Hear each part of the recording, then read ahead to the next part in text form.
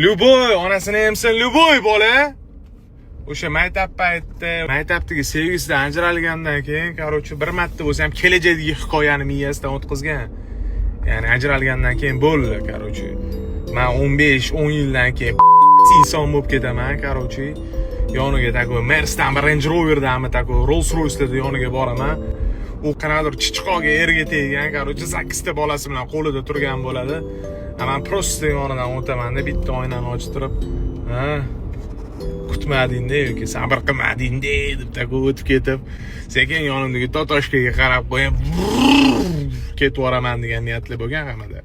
U keyin bundoq 8 ta bolasi bilan qo'lida mashinasining orqasiga qarab turib, voy, bekor 15 yoshimda sabr qilmanman shu bolani deb. Qizig'i 14-15 yoshli sevgida bu.